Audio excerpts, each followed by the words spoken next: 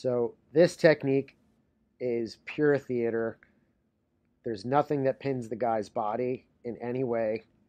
The idea here, like the implication would be that the grip with the bottom man's boots hugging the top man's shoulders would be enough to manipulate his entire body.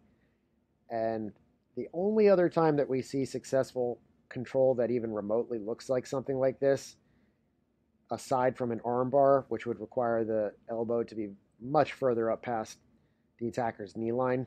The only other time we see anything remotely like this is with Aikido wrist locks. And there's a few times in this sample where Buddy Rogers actually does look like he's doing some wrist manipulation that we would see in a wrist lock, and Thesz does the same thing. So I think the implication here is that what they're actually doing is wrist locks. Having said that, I haven't tested this adversarially with resisting opponents. I'll probably do a follow-up video where I do, and preferably with someone who can competently defend and not just someone who wants to prove the experiment just to please an upper belt or something like that. But it's not to say that you can't do an incredible amount of torque on someone's wrist from the bottom. I do that all the time. But just the fact that there's no real pinning mechanics with those two legs really makes this a little bit more of a theater move than anything else.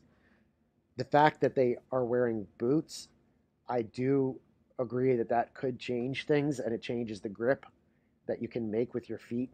Suddenly that has a frictive gripping surface. So for this experiment to be really carried out, you'd probably have to be wearing boots.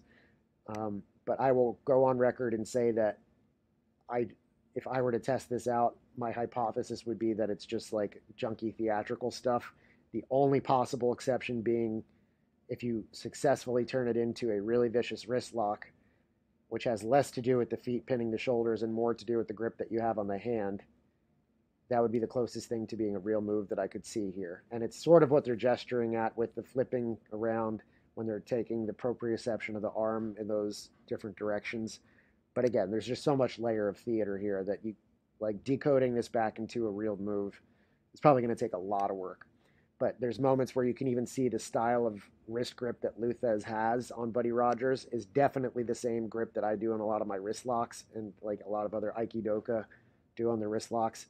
So I think that is what makes it the most plausible, quote unquote, real element out of all this. Because when Buddy Rogers is doing his own hand grip, it doesn't look anything like a wrist lock at all. When Thesz does it, it actually looks like he's going for a wrist lock. So again, I might have to do a follow-up video where I actually test this stuff. But in the meantime, I'm going to write it off as a theater move.